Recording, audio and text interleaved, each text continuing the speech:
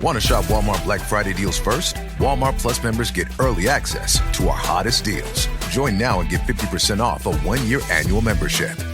Shop Black Friday deals first with Walmart Plus. See terms at walmartplus.com. This episode is brought to you by NFL Sunday Ticket on YouTube TV. There's plenty to be thankful for. Your friends, family, and the fact that you can now get NFL Sunday Ticket for only $89. So thank yourself this holiday season and watch every game every Sunday when you bundle NFL Sunday Ticket and YouTube TV. Sign up now at youtube.com/Sunday Ticket. Offer ends December 2nd. Local and national games on YouTube TV. NFL Sunday Ticket for out-of-market games excludes digital-only games. Terms and embargoes apply.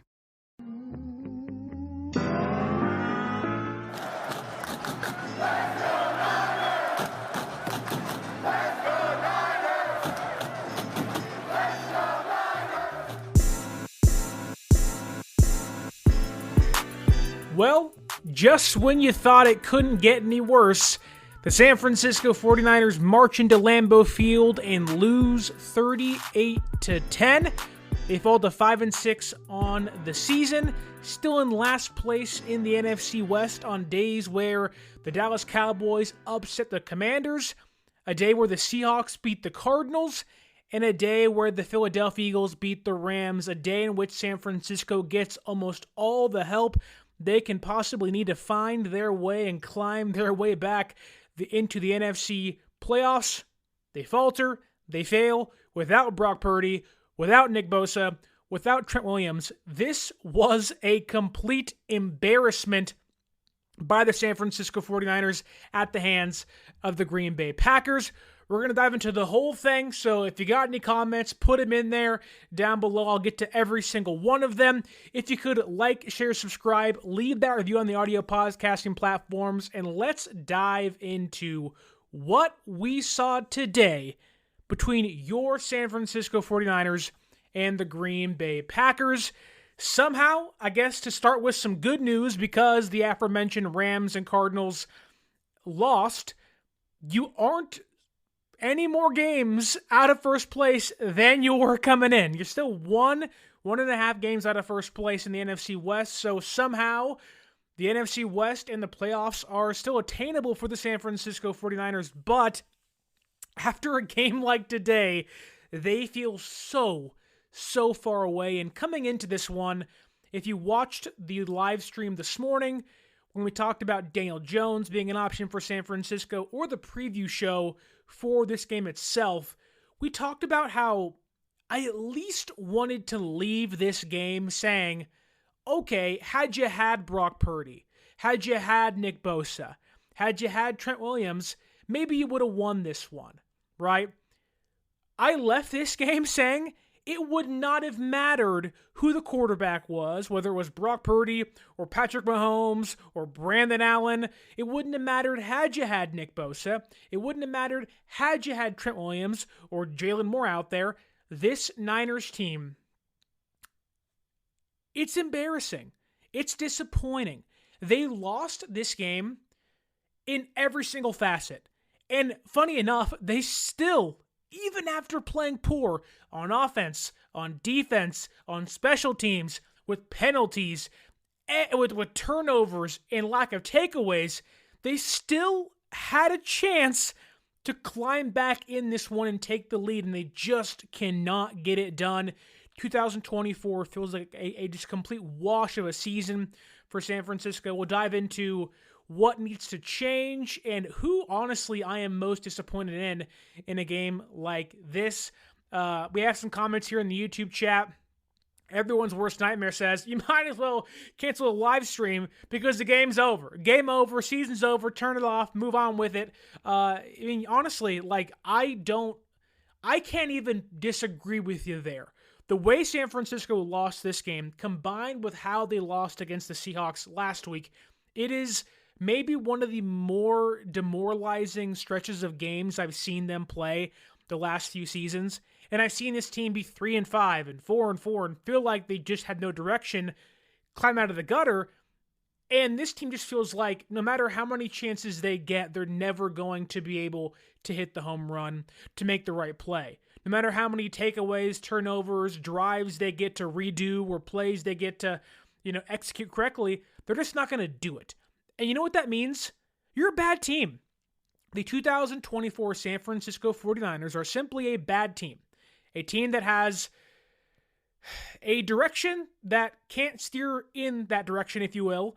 They have a personnel group that just cannot run the system and scheme set in front of them, which is a GM problem, is a personnel problem, sure, but it goes back to you just cannot operate with this group you currently have.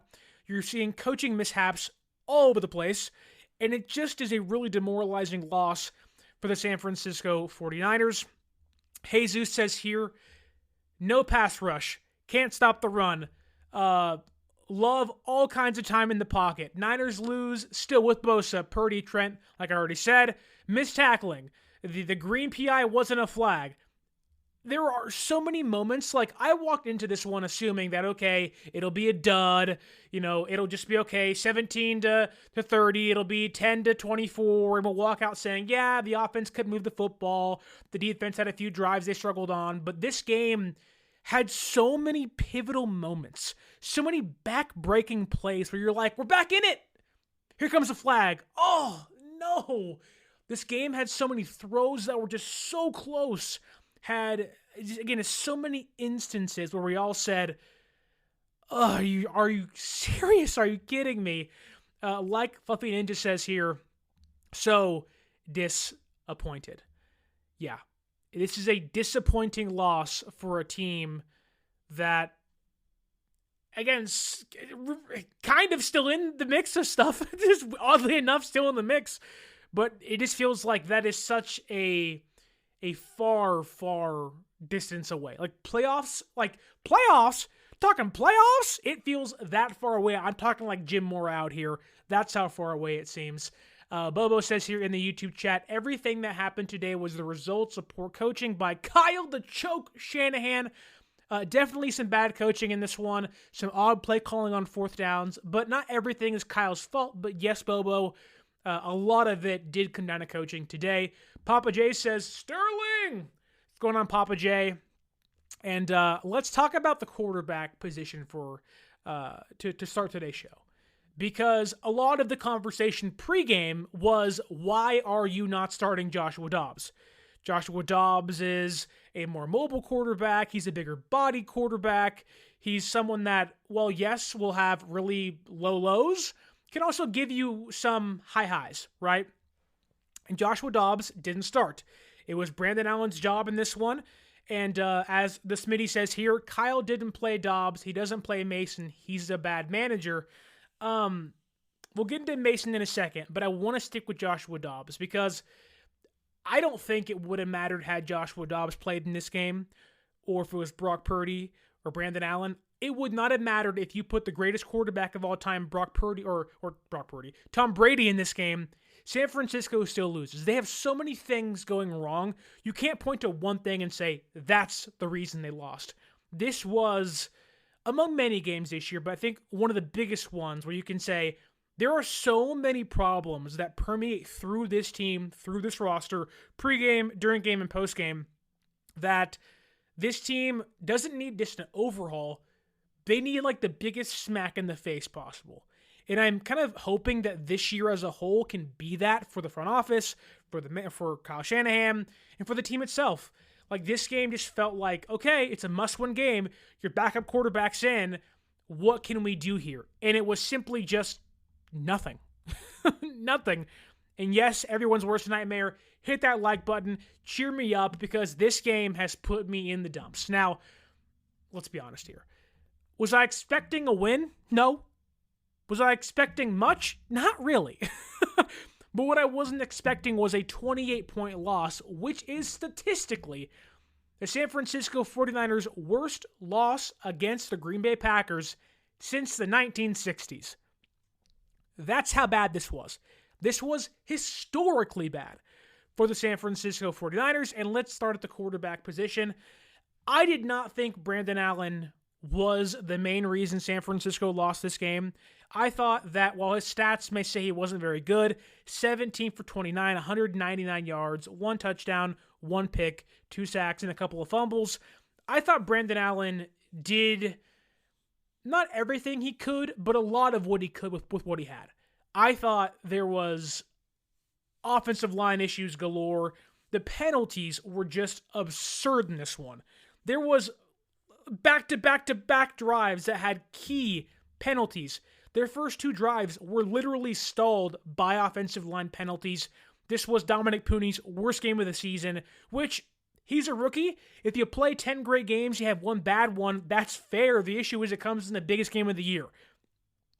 It just the guy that's been Mr. Consistent in the biggest game has his worst game. It's not what you want from your offensive line. But I really want to focus on Kyle Shanahan because the quarterback to me was the problem. Yes, there was turnovers and stuff, and Brandon Allen had a broken finger on his non-throwing arm, and Kyle was questioned post-game about it and gave the most smug answer possible, well, he isn't hurt. And it's technically he is.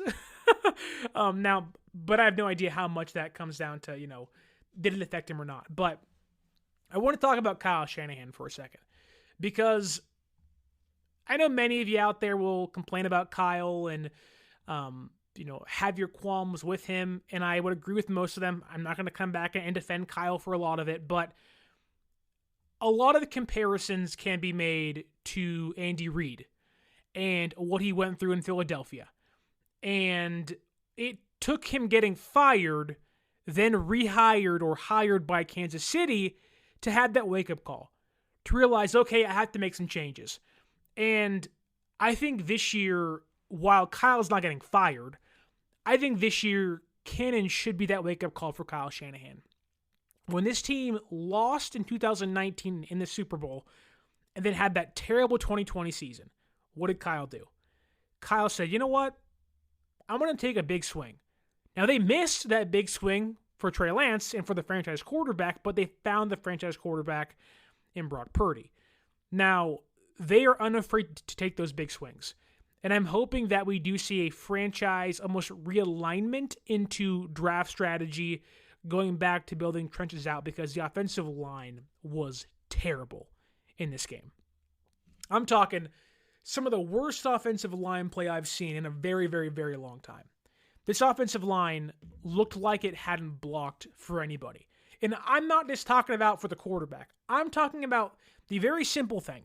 And this is one of, and it has been the biggest problem all year. This team, despite being an outside zone scheme, a outside zone running scheme to get Christian McCaffrey on the outside with tackles and guards pulling to open up lanes, with tight ends on the outside, and blocking receivers to help free up all these lanes for Christian McCaffrey and company.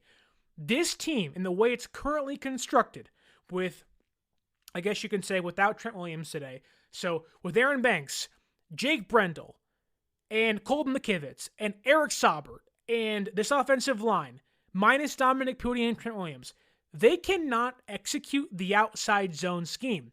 There was a stat that popped up in this game. In San Francisco, total had 14 rushes, if you take away the 2 Brandon Allen ones, 14 rushes for 39 yards. The longest one came from Jordan Mason, who had a 16-yard run, but somehow finished with only 8 yards.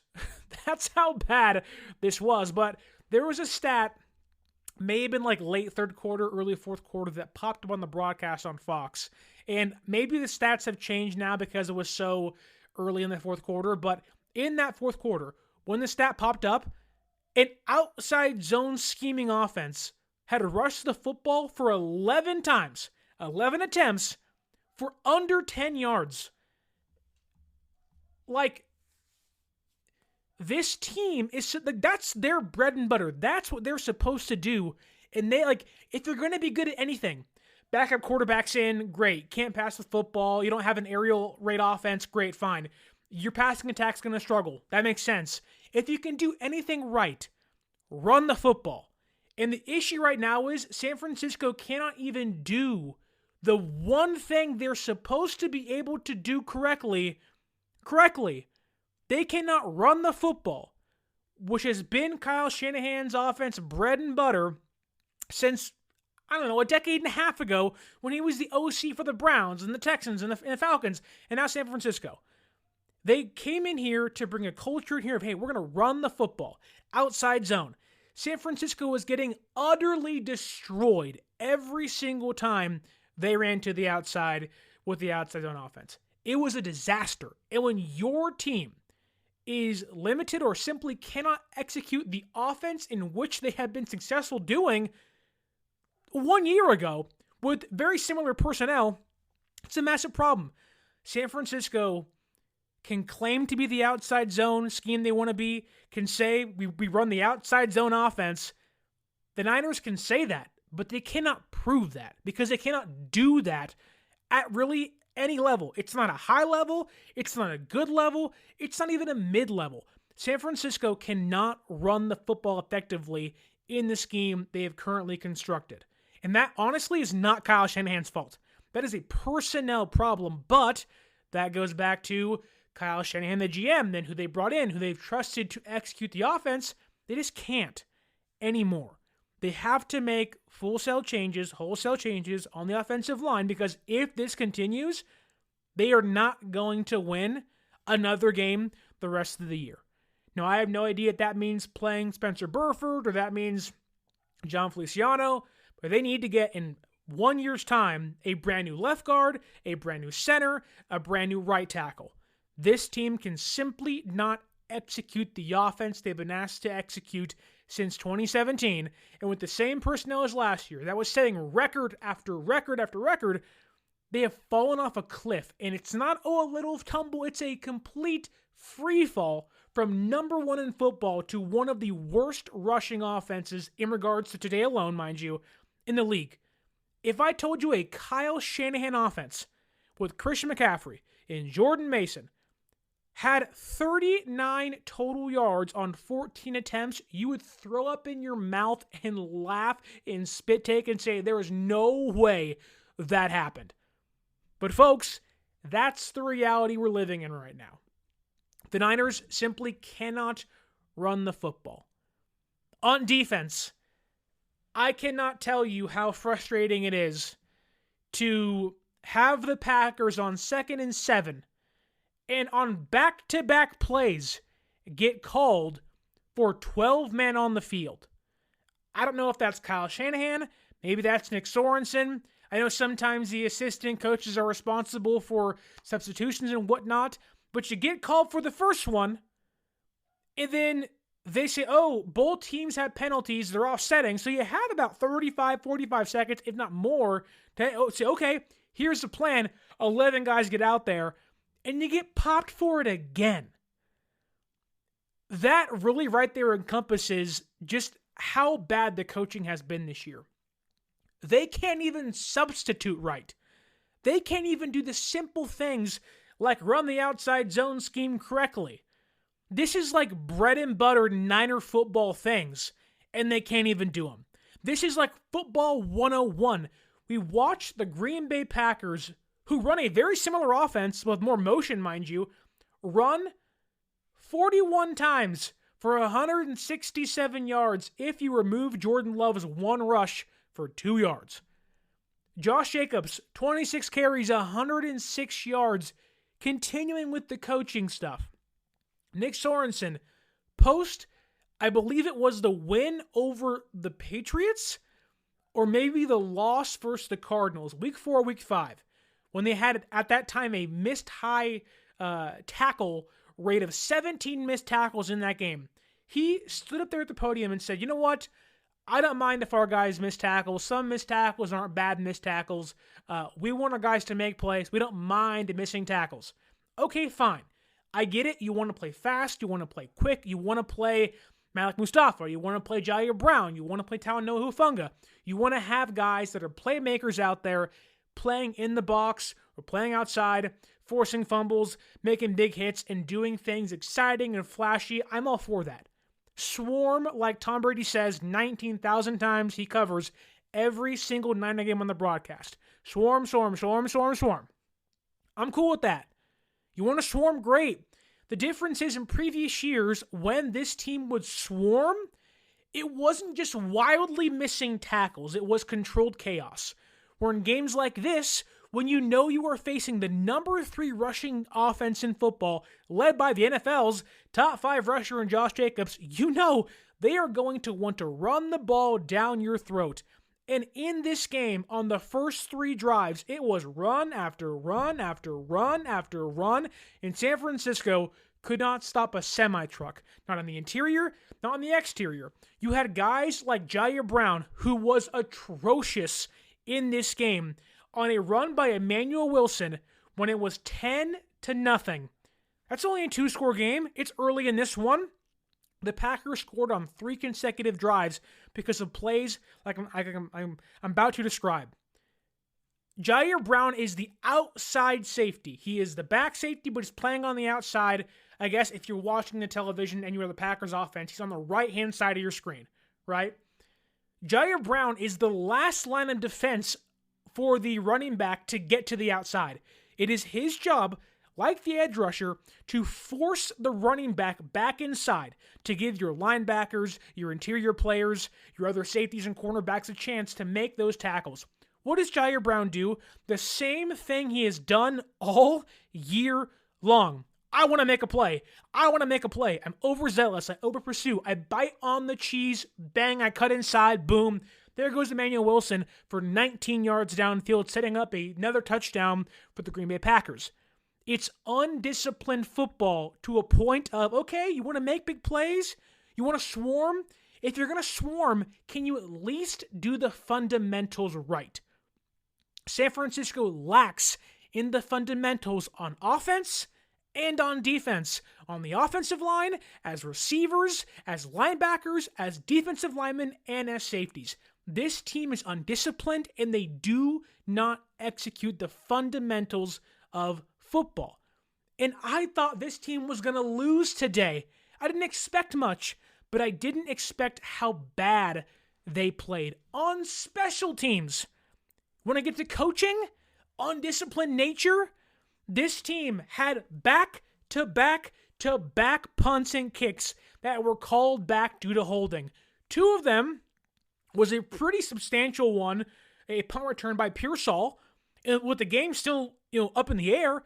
And the biggest one was a ticky-tack holding call by the ref on an Eric Saubert pancake block that was called for a hold that would have gave San Francisco an 87-yard return, putting them inside the Packers' 10-yard line.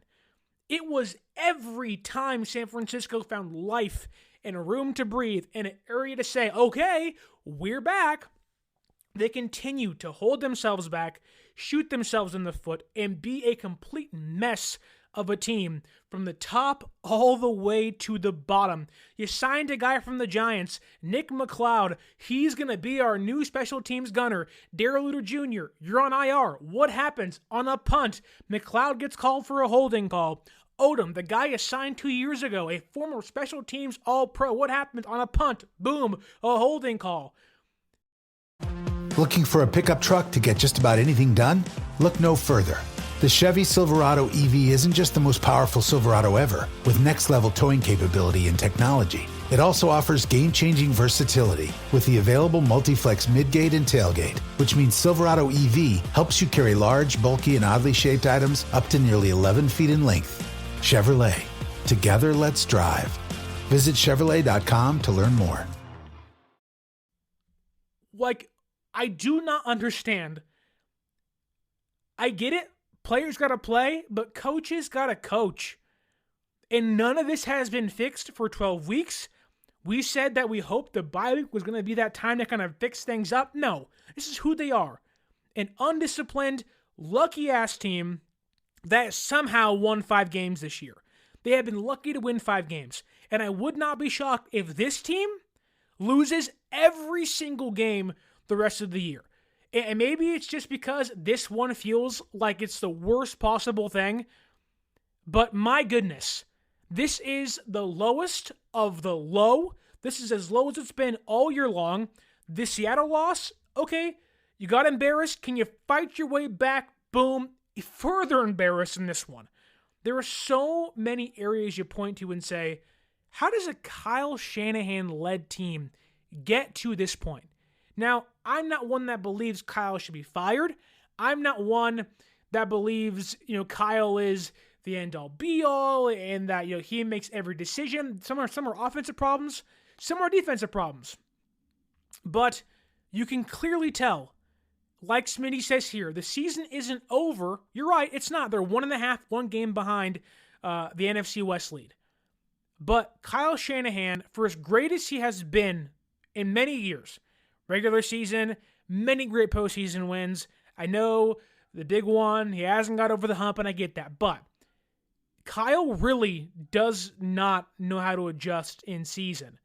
And a lot of it's personnel this year. This year more than ever, it's personnel. But we're talking at a team playing at a rate that 2017's team did. 2018 did. When they had Nick Mullins and Beathard and a terrible defense and the building blocks of somewhat of a good defense in 2018. We are talking about a team playing so poorly offensively.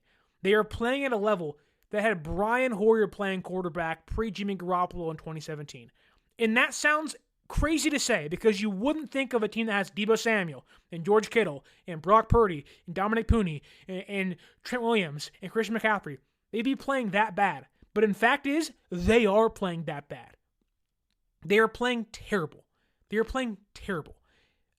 Papa J says here, 45 offensive plays, only 16 rushing attempts. Green Bay had 65 offensive plays and 40-plus rushing attempts. This is an embarrassment. The San Francisco 49ers today got beat by a better version of themselves, of who they used to be. The San Francisco 49ers today faced themselves last year. Now, it isn't a one-for-one trade, but the Green Bay Packers are exactly who the San Francisco 49ers used to be. Motion everywhere offensively. Trickery, misdirection, motion, getting guys free releases. Matt LaFleur is doing exactly what Kyle Shanahan used to do. And Kyle Shanahan is sitting there like, 4th and 2, empty set, Christian McCaffrey, Eric Sauber, 3rd and 7, you're the guy. And you're like, why? What are we doing? And it's funny because I was trying to think of an analogy for this because it feels so terrible. It's so bad right now that you really don't know how to sum it up. And I want to say this, that I believe in Kyle Shanahan. I believe that not during the season, but in the offseason, they're going to make some changes because they have to. I believe that Kyle Shanahan isn't someone to sit back and go, no, everything's fine when he has a whole offseason to work with. I think in the season, it's tough to make those big changes. It's hard to pull the trigger on certain things, but in the offseason, Kyle has never frayed away from making a big change. It was trading DeForest Buckner, trying to get Trey Lance, and many other moves along the way. Shanahan's never been one to be afraid to make big changes during the offseason, but Shanahan this year, if you are a 90s baby like myself, you'll understand the reference. Shanahan right now feels like Robin Williams in the movie Hook. He's an older man who's been jaded by life, losses in the playoffs, mind you, and forgot who he was. Forgot he was Peter Pan in the movie Hook. He forgot what the magic was. He forgot how to use it, that he possessed it on the interior of himself, that he was this magical being that could create these amazing plays and use motion and all these things. He forgot that he was Kyle Shanahan. He's been so jaded by the season and the personnel he has, there's been no creativity. There's been no magic. There's no pixie dust. It's simply just pass, pass, pass, punt. Run, punt. Oh, flag. Oh, special teams, blunder, missed field goal, all these things. And Kyle's like, I am so worn down by life right now that I forgot who I am. Shanahan needs the offseason to rekindle that magic, to refine that magic. Get back and find Tinkerbell. Find your pixie dust. Go back to Neverland and find your lost boys and rethink this thing and rework this thing. Go back to building in the trenches first, not trying to add weapons after weapons. And you're like, hey, I can't even get the ball to these guys because I can't even block for my quarterback. I can't even open the holes for my reigning offensive player of the year, Christian McCaffrey, or my leading rusher in Jordan Mason because my guys can't block my own scheme. He's got to refine that magic.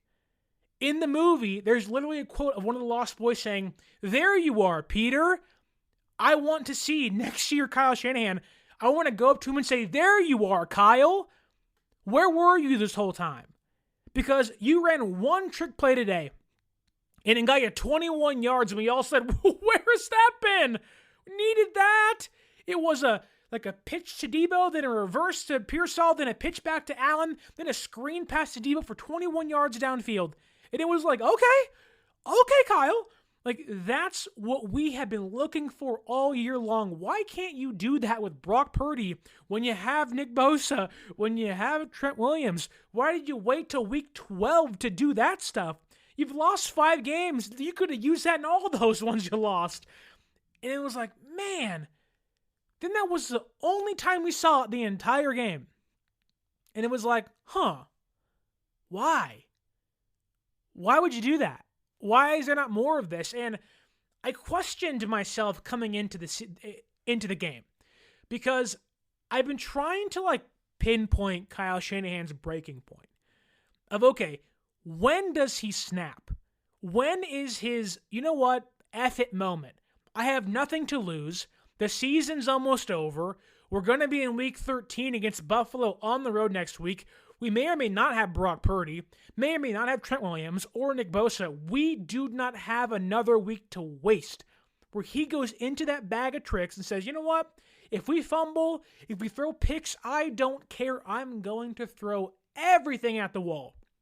And in my head, I said, well, this should be the week. You can maybe beat the Packers, and honestly, it was there for the taking. This game was still up for grabs in that third quarter, and San Francisco just could not put a drive together for a variety of reasons. And we'll get to the biggest culprit named Deebo Samuel in this game. The Niners, I'm waiting for Kyle Shanahan to have that breaking point to say, F it. I don't care. This year is wasted. It's 2024. I have nothing to lose. This team is not a playoff team or a Super Bowl team.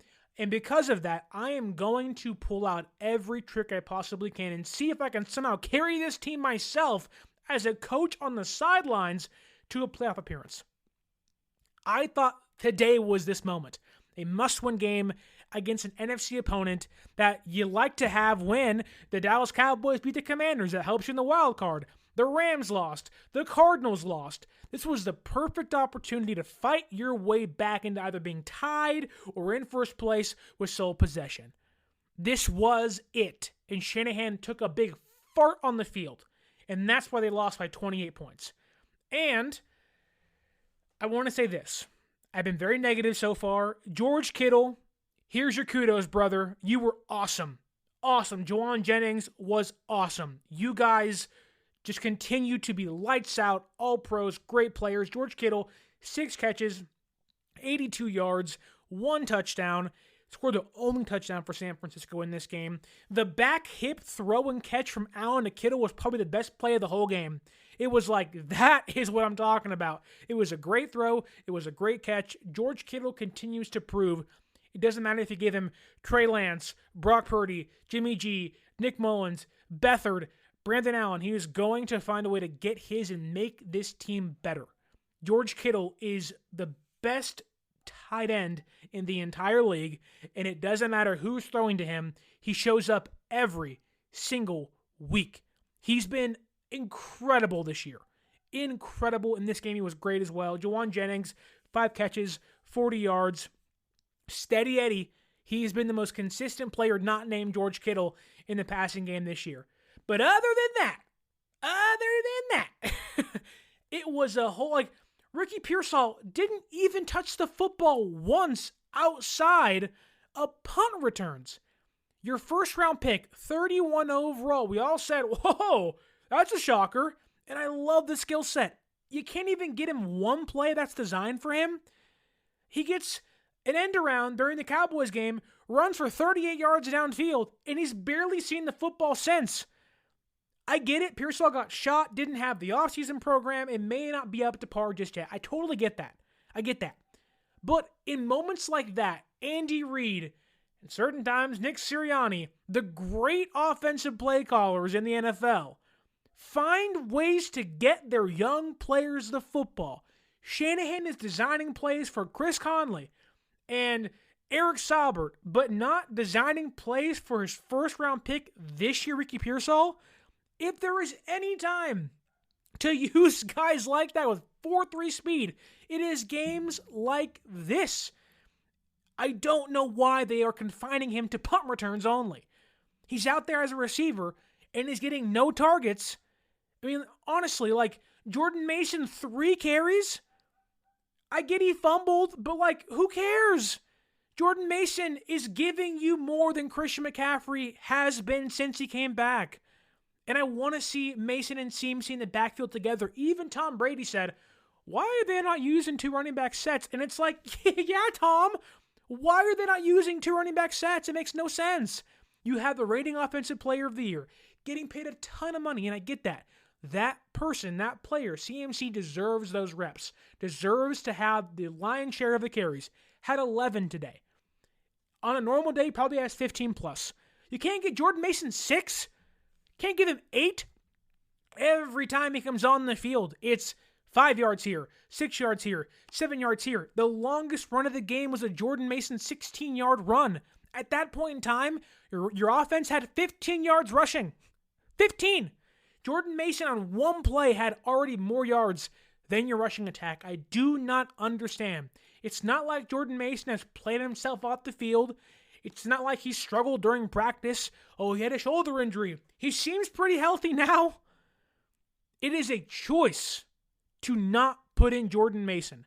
And it is a bad one that has to be studied, and I don't know why they don't question Kyle Shanahan more. Jesus asks here, is Mason in the doghouse? He's got to be, right? There's no logical answer as to why he is not being utilized more. Like, can anyone in the comments explain to me why Jordan Mason is not getting the football more? It is mind-boggling. And this is an asinine comment by David Lombardi. And I look at, I love David. I met him plenty of times. We disagree on things. But the fact is, the Niners are nowhere near the driver's seat. And that could be an old quote, whatever. But just to say this, the Niners are closer to a top 10 pick than a playoff spot. And I am saying this now loud and clear. I would not be shocked if we're talking a top 12 pick this year. That's how bad they've been. Today, the Panthers outplayed the Chiefs. And they lost, but Carolina looked more competent than San Francisco did today. Now, I get it. People are out. There's injuries. But it's like, that shouldn't happen. That shouldn't happen. There have been times this year where it's like, what are we doing? Like, we are not good. We're not a good team. The defense ain't good. The offense ain't good. It's like, what the heck is going on in Santa Clara? On special teams. I mean, hold on. Let's talk about Deebo Samuel. Because Deebo Samuel, I mean, my goodness. Deebo Samuel has been AWOL all year long. Man. In this game, really all season, Deebo Samuel went AWOL. He even got called out by Terrell Owens this past week on my employer, 95-7 the game, and had the audacity to respond to T.O. on Twitter, and then in this game, give you one catch for 21 yards. In the biggest game of the season thus far, Deebo Samuel gives you one catch for 21 yards, and arguably, if I can go to my notes here for a quick second, had the biggest blunder of the game at the point in time when it happened. This team, again, it's crazy. This team is sitting there 17-7. Your defense is doing their job. They're stopping Green Bay. Okay? You go on 4th and 2, you get turnover on downs, the offense kind of flames out. Their defense comes on the field, 3 and out, real quick. You get a Leonard Floyd sack, great, 3rd and 7, punt, boom. You're starting to march the football. 8-yard run by CMC, then a 1st down run. Then you get a 31-yard throw over the middle from Allen to Kittle. And you're like, boom, here we go. Awesome, here we go. Back-to-back runs by CMC for a total of 2 yards, which is like, yeah, that's what it's been all year. And on 3rd and 8, Brandon Allen rifles a throw right to Deebo Samuel's hands. I get it. It's over the middle. I get it. There's traffic. That is a catch George Kittle makes 99% of the time. That is a catch Brandon Ayuk makes 99% of the time. That is a catch we have seen Deebo Samuel make before. He lets the ball go right through his hands. Right into the hand of Xavier McKinney for an interception, leading to a touchdown by the Packers. There was a stretch in this game that it was just a back-breaking stretch that literally ended the game right then and there. The Niners get a 87-yard kick return by Deebo called back, which was his best play of the game. It doesn't count, but I'll give him credit for that. It doesn't count, though. Gets called back. San Francisco gets the 4th and 2. Can't get a conversion because they go empty net, empty wide, and it's a CMC because nobody can block in the backfield. You're giving the defense, hey, we're throwing it. Hey, we're throwing it. Not even giving them the illusion of, hey, we might run it here. Nope, doesn't happen. So the kick return gets called back. That would have given you at least a field goal to make it a one-score game. Then later on the very next drive for San Francisco, after the defense gets a 3-and-out, you throw the interception. Then on the next Packers drive post-interception, you get the DPI in the end zone by Bernardo Green, which was not a DPI, and it gives the Green Bay Packers a 21-point lead. Literally a 14-point swing in San Francisco, or in the Packers' favor. Which, hey, gotta execute. Don't hold. Ticky-tack fouls or not, games should not be coming down to this. Look at the Packers, for example. And it's a great comment here by Michael. Niners lost because they didn't use 3 running backs. Okay, you ain't even got to use 3. Just use 2, brother. Just use 2. But the Packers used Josh Jacobs, Emmanuel Wilson, Chris Brooks, Bo Melton, Christian Watson. Now, 2 of those guys are receivers, but 3 different running backs and 5 different ball carriers. All of them had 4+ yards and up. Every single one of them, minus Chris Brooks, averaged 4 yards or more. Chris McCaffrey, 2.8. 2.8 yards. He's giving you nothing offensively. And I think in this game, there were a couple runs that Chris McCaffrey did show some burst. That you looked and said, wow, that's the best he's looked all year. There was, in that second half, a few runs. You go, okay, that's the CMC we know. That's Christian McCaffrey. But then it's led up by no points. It's led up by bad blocking. It's led up by interceptions. And it's led then by a complete debacle and a just crumbling of the entire team.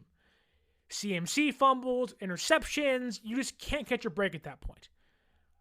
And it's like the Niners are a shell of themselves. Deebo Samuel is a shell of himself. A complete and utter shell of himself. There are stats coming into the game that I read in regards to needing more from Christian McCaffrey, or from Deebo Samuel. If I can find it here really fast. Deebo Samuel coming into this game, knowing you needed more from him, knowing, okay, must-win game, these are games you rely on a Deebo Samuel. He can carry your offense. He can be the all-pro. He can be a star, right? Deebo Samuel, this year alone, has averaged 2.6 yards of separation. Deebo Samuel this year, after being called out by Terrell Owens, walked into this game averaging 2.9 yards a carry on 27 carries. Do some quick math here. That is, he is one of 4 players, which includes Trey Sermon, and Trey Sermon of all people, includes Trey Sermon, of players that have less than 3 yards per carry on 25 attempts. Samuel also, when he was in his prime in 2019 to 2023, averaged 6.3 yards a carry. That is the highest average in the NFL amongst people that have 150 plus rushes over that span. Deebo Samuel is a shell of himself. Deebo Samuel is a complete and utter just ghost of what he used to be. It's honestly like look, I love Deebo. I love Deebo Samuel. He has been awesome. He is the best Niner receiver since Terrell Owens. He's incredible. He's incredible. What he was able to do for a 5-year stretch was just nothing I've ever seen before. I honestly believe this is the end of Deebo Samuel. And you can tell that Kyle Shanahan is starting to feel that way too. And you want to know why? Look at the box score today. In the biggest game of the year for your team, with a backup quarterback and your backup left tackle. So the assumption is you guys aren't going to be able to block as well. Okay? And it's your backup quarterback who is simply not as good as your starter. The Niners literally scripted one play for him the whole game. Of the plays they ran, which as a team, on the box score, was 47 plays. Of the 47 offensive plays San Francisco ran today, one of them was designed for Deebo Samuel. What does that tell you? Shanahan knows he is not the same player.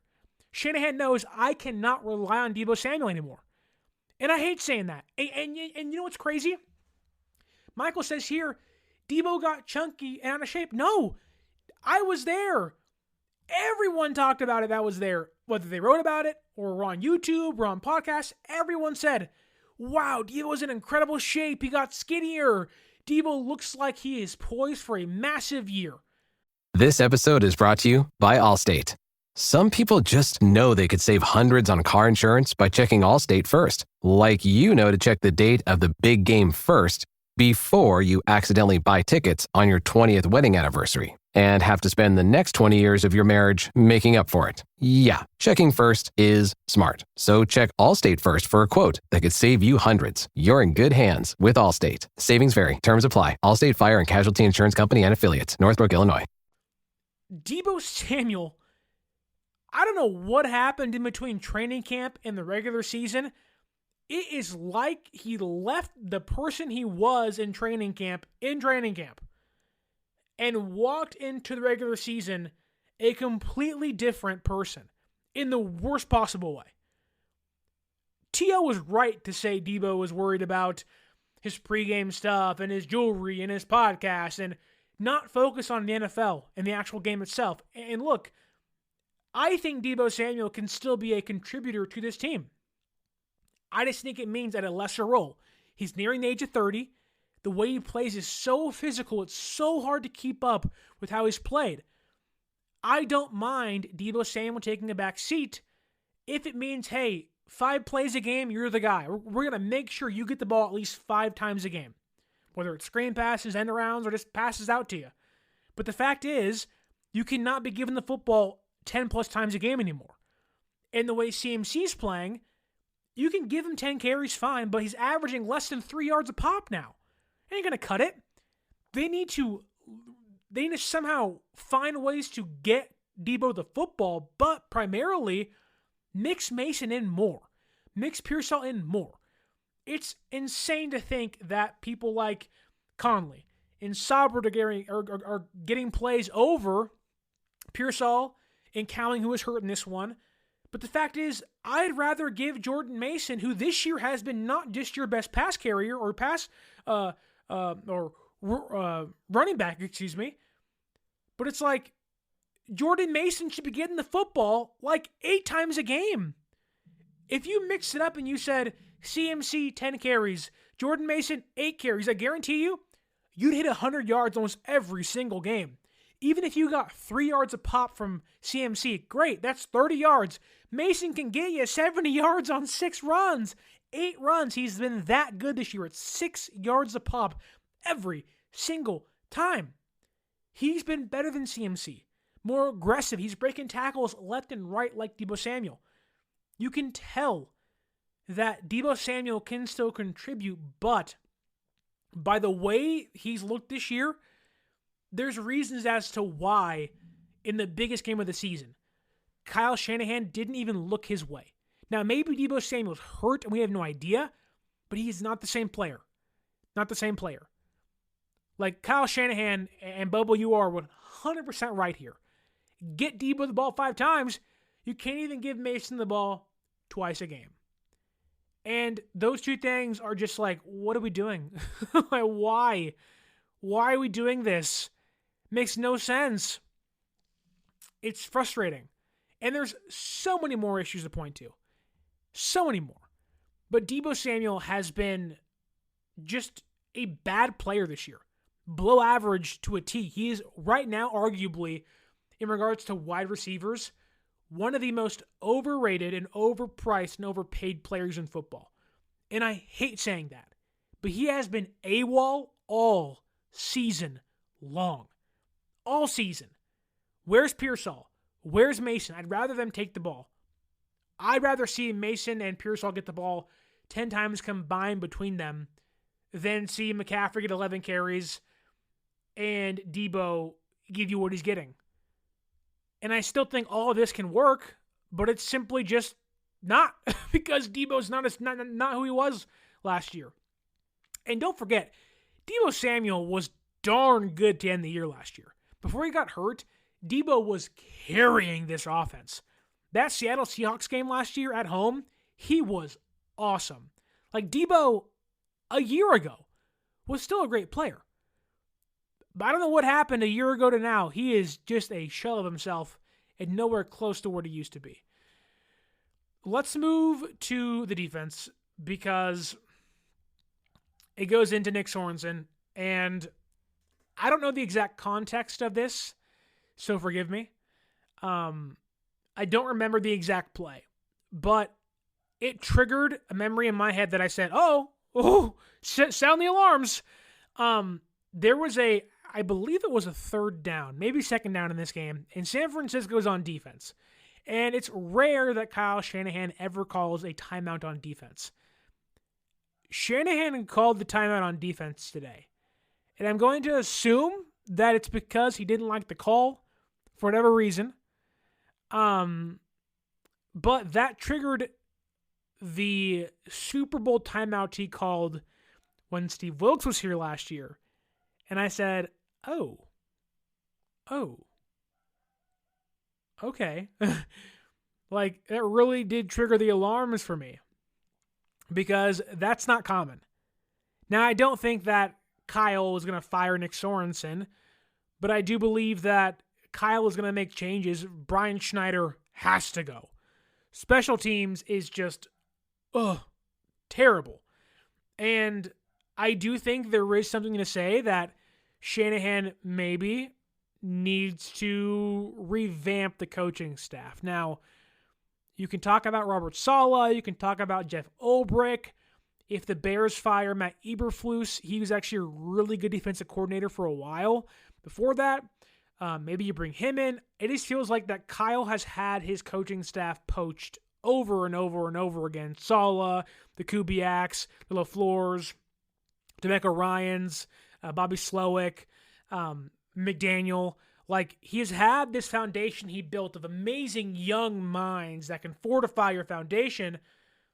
And now it's being poached away so much that foundation has become, instead of rock and solid ground, it's become sand.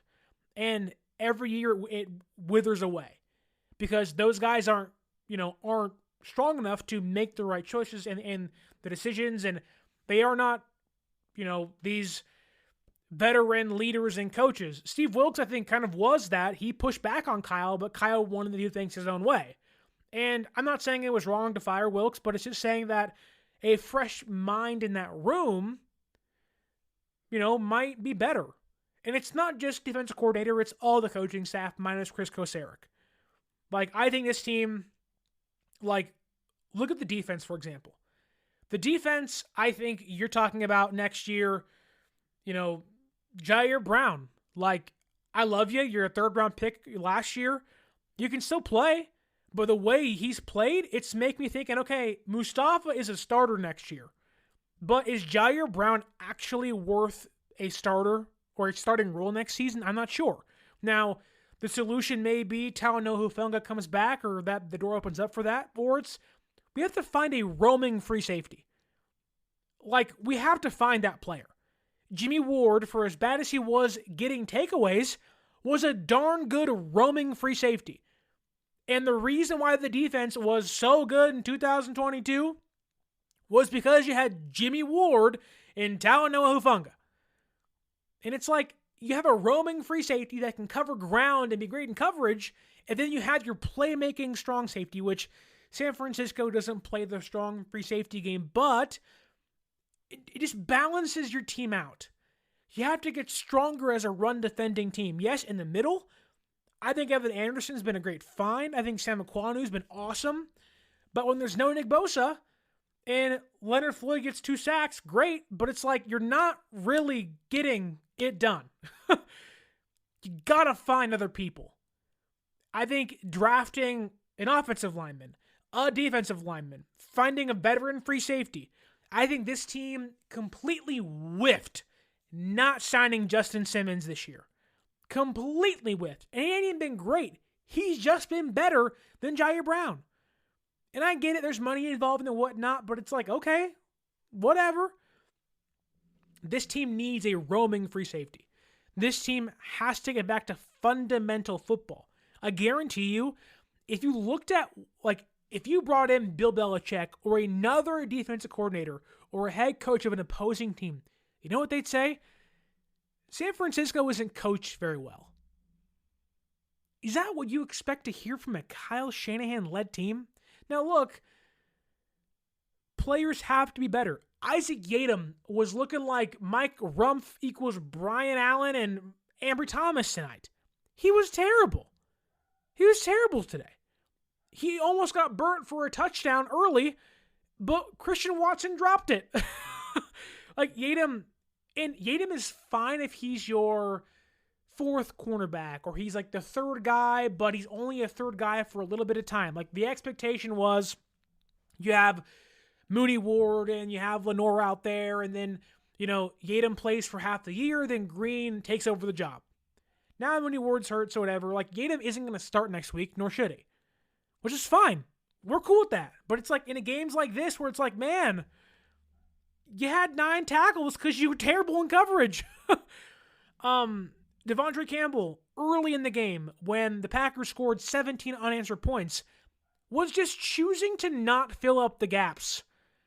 And you're like, okay, you're playing your former team. You want to prove them wrong. You want to get them right? You want to prove to them, okay, you made a bad choice cutting me. You ruined my career. I'm going to get back at you. That first 3 drives, nuh-uh, brother. You made them say, ho, you made the right choice cutting that guy. Yikes. And just the choice to not fill the gaps you are supposed to, the avenues, the lanes to plug, it's bad coaching. It's a player playing undisciplined. And I guarantee you Campbell knows the gaps he's supposed to fill. He's just choosing not to, which is why you say, hey, not that good of a player. Malik Mustafa had an interception called back today. He also had an amazing tackle for loss against Josh Jacobs. He lit that mother, up. And Jacobs was running all over San Francisco. All over. They were pulling blocks. San Francisco, for whatever reason, could not understand this fake end around to the receiver, handoff to the running back for like the first 3 drives of the game. And it was like, hey, they're faking the end around. They're going to give it to Jacobs in the backfield, and they cannot figure it out. But Mustafa lit Jacobs up. Lit him up. And it was like, that's what you want. That is swarming defense. It's a disciplined, exciting, electric style of football. Mustafa gets it. Like, he's awesome. I said in preseason that he was going to be this team's best safety this year. Best safety this year. And he has been. Now, the expectation hasn't been too high. The level of play hasn't been too good, but he's been awesome. He's been awesome. Jair Brown was bad in this game. Really bad, honestly. But, like, look at the roster. Like, who are solidified starters next year? Fred Warner, Malik Mustafa, Renardo Green, Lenore, and then it's like Nick Bosa. You got 5 starters. Maybe if Dre Greenlaw comes back and he's healthy, you got 6 starters solidified next year. You're telling me you got to find 5-ish brand new starting defensive players next year? That's what you call a bad team. When you have that many different holes to fill. On offense, you got Purdy, Christian McCaffrey, George Kittle, Jawan Jennings, Brandon Ayuk, Dominic Pudi, and Trent Williams. What, that's 7? You got 7? You got to find 4 more starters next year. And that's if you don't want to bring back Deebo Samuel. And I wouldn't be shocked if they want to do that. Because I wouldn't do it. It's like they need a right tackle. They need a center badly. They need a left guard. They need another receiver. Maybe you want to say Pearsall, but like, and Nikita, great call here, and a backup tight end. The Niners this year, and we should have seen it coming, they got their 3rd choice for defensive coordinator in Nick Sorensen. They wanted Belichick. They wanted they wanted Belichick. They wanted Ulbrich. They got their 3rd choice at defensive coordinator. 3rd choice.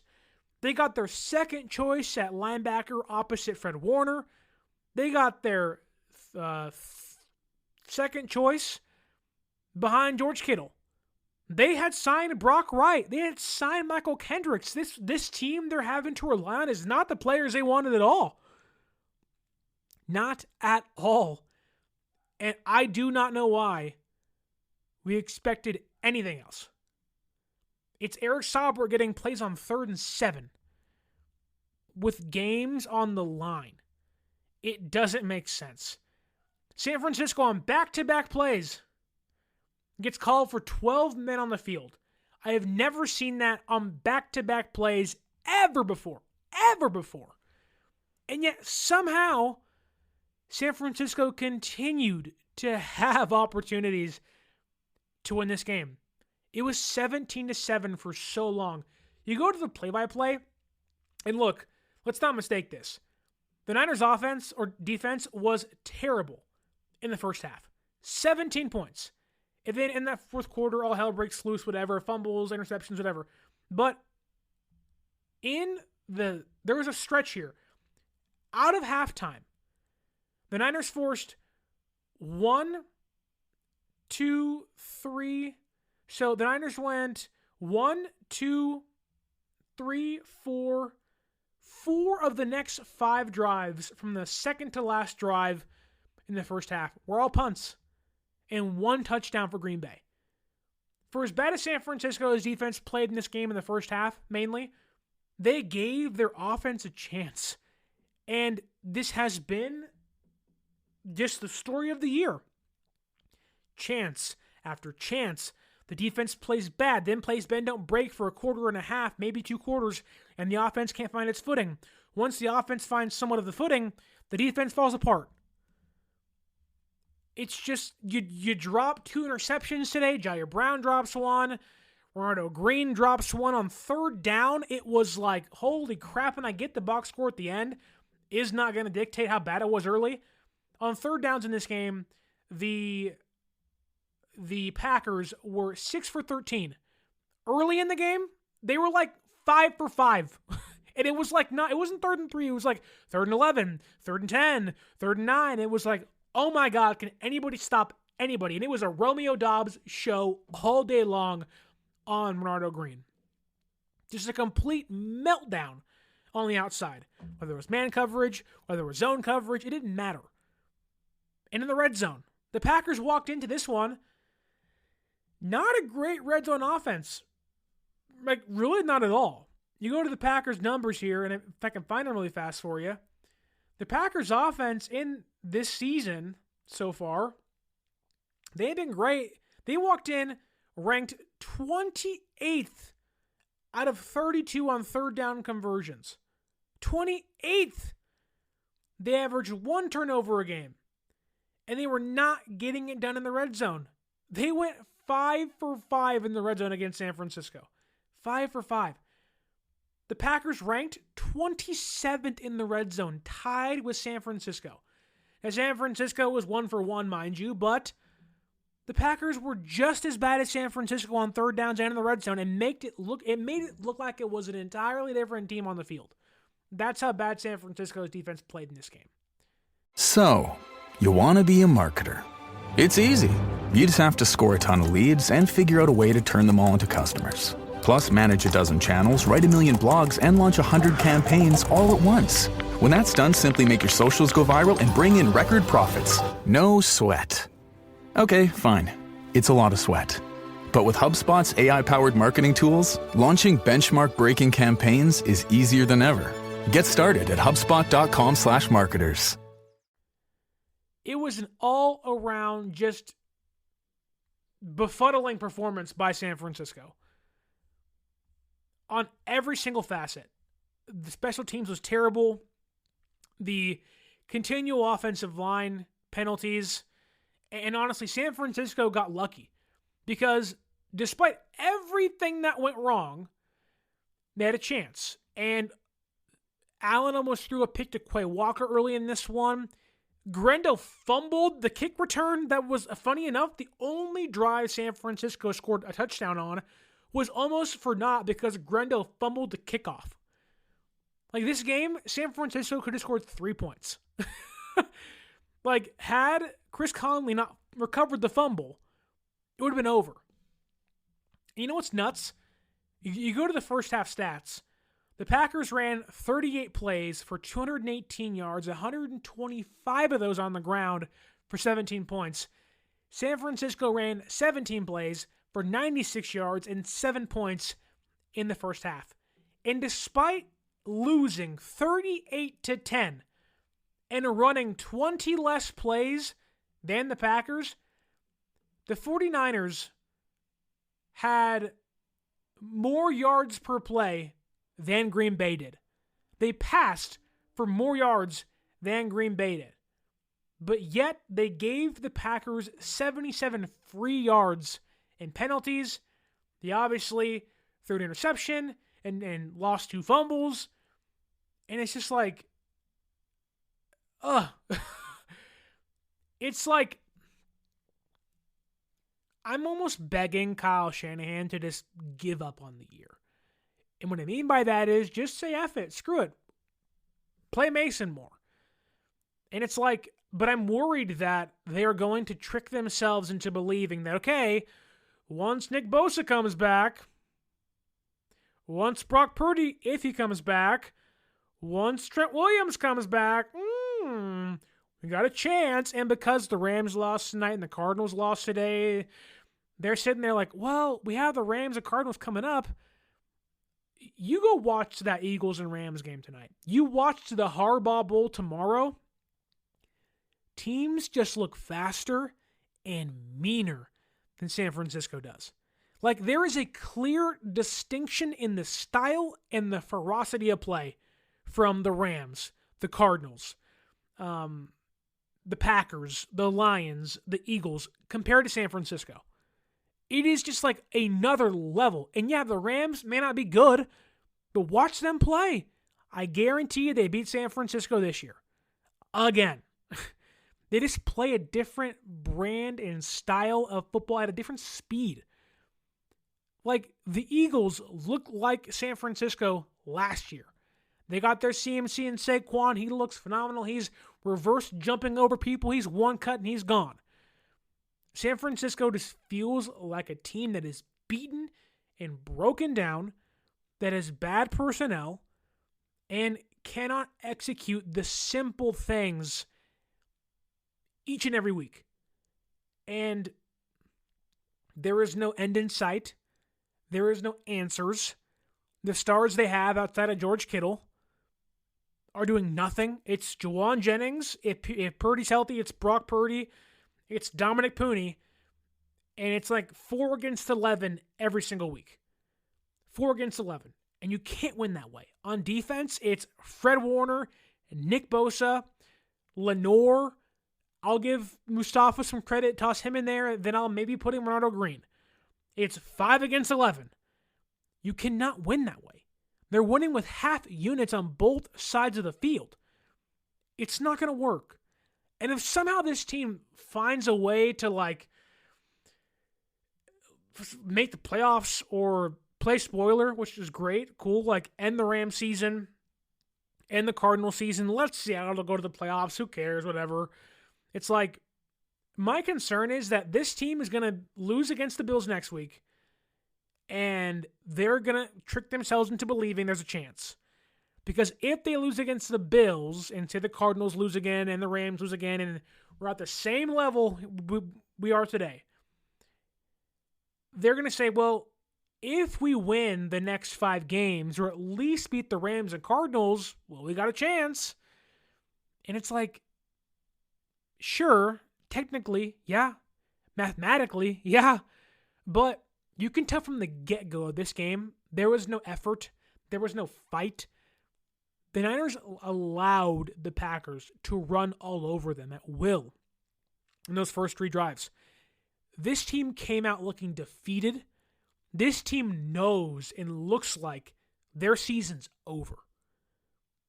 The way they played today, you can just tell, mail it in. It's over. Stop the count. 5 and 6, whatever. Who cares? 2024 means nothing. It's over. Cool. There just wasn't a punch. And we've heard all year, all we got to do is get into the dance. Well, yeah. All we got to do is, one game at a time. Cool. Brother, I mean, come on. We've heard that for the last, 7 weeks. You ain't got any fight in you. You may want to say you got some dog, you want to post on social media, whatever. There is only a select few players who have already listed on both sides of the football that I would say, yep, they're fighting. Yep, they're trying. Yep, they're out there doing things to help this team win games. Everybody else, you're on notice. This team needs a complete recalibration. Not a reset, not a rebuild, but a complete recalibration as to where and how it builds its team, its infrastructure, and its coaching staff. You cannot look at this year and say, let's do the same thing over again. I think they are in the business of making that change. Now, it'll look the same in regards to personnel-wise, CMC and Ayuk and Kittle and Purdy, and the core will still be there. But I think the Niners need to completely rethink their plan. And, I know we are 11 games into the season, 12 weeks, and they got 5 more weeks left, 6 more weeks left, 5 more games, whatever it is. The Niners, funny enough, again, they can go on a run. They can figure things out. But it's in a normal year, I would say, yep, it's attainable. The way they've played, nothing they have shown me is that, yep, they can attain good enough to make the playoffs. While the year isn't technically over, you can beat some teams. You can beat the Bears. You can beat the Rams, maybe. The Cardinals, maybe. And there's ways to figure things out. But if you can't do the fundamentals right, how can anybody trust you? Or even believe in you? I don't know how anybody walks away from this game believing in this team the way it's currently constructed. And it ain't draft season just yet. It ain't, the offseason. It's just, let's see how things go. Let's be honest. Let's be shrewd. Let's be crude. Let's be true. This team is simply not good. And they are 1 game out of the division somehow. Somehow they are 1 game out. And it makes no sense to me. But in a battle of mid, this year San Francisco seems to be the worst version of that. And the last thing you ever want to be is the worst version of mid. And they have 6 weeks to figure this thing out. Can they? Don't look like it. Will they? I highly doubt it. And if Brock Purdy's out for an elongated period of time, which it feels like he will be, this may be the end of it. This may have been the season killer, if you will, for San Francisco. And if it's not, it is at least one thing. Embarrassing. And I hate being embarrassed. Shanahan hates being embarrassed. This team hates being embarrassed. The Packers will victory lap. They'll say, oh, wow, beat the Niners, beat them by 28 points. And it's like, yeah, kinda. You won the game. Good for you. They're a much better team than San Francisco is, but honestly, it's like, okay, you beat a bad team. Good for you. Like, I will be shocked if San Francisco wins more games this year than they currently have. And honestly, it might be better if they don't win those games. But you keep fighting, you keep pushing, and you hope to not suffer more embarrassing losses like this. It feels over. This feels like the end of it. You know, you're the nail's in the coffin, but you haven't really hammered it in just yet. You're like, oh, it's there. You gave it a couple doinks, but you're like, I can't put the final nail in because technically it isn't over with. And while, yes, the Packers did win 3 games with Malik Willis, the Packers are a much more buttoned up team than San Francisco is. Special teams, defense, offense, they are a much more buttoned up team that can survive not playing Jordan Love. San Francisco can't even survive playing Brock Purdy, and he's a darn good quarterback. That's how bad they've been this year. And it's not Purdy's fault entirely. It's the offensive line's fault. It's Kyle Shanahan's fault. It's Deebo Samuel's fault. It's the stars on this team's fault. Ayuk gets injured. Trent's out. Bosa's out. You can't help that, but it's just like, you got to get Pearsall snaps and reps. Why isn't Mason playing more? You can go on for an hour about every single thing that went wrong, and you still wouldn't have enough time in this game or the whole year. It's just been a really, really bad game. And week 12 in the books. San Francisco loses 38-10. They have their eyes on the Buffalo Bills next week. And if you were watching in 2020 to what Josh Allen did against the Niners and that defense when they were having home games in Arizona, we could be in for an ugly, ugly, ugly game next Sunday night in prime time. And it's just, like, I am dreading covering that game, talking about that game, and even watching that game. I am just like, yep, what'd you expect? Even in this game, it's like, did you expect anything more?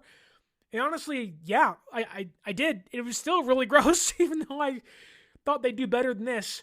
But San Francisco loses 38-10. I want to thank Nikita, everyone's worst nightmare, the Smitty, who else is up here in the comments? A lot of you in here. Andrew, Frank Weber. There was a lot of you. Nick, who was talking a bunch of smack on the Seattle Seahawks. I mean, get your thing off, Nick. You guys are in first place. Good for you guys. You guys deserve it. When you win, you can talk all the smack you want. I do not care. Many more of you in here. Michael, is that Cananzaro, and many more in here. Thank you so much for watching and listening. I hope you'll like, share, subscribe. Leave that review on the audio podcasting platforms.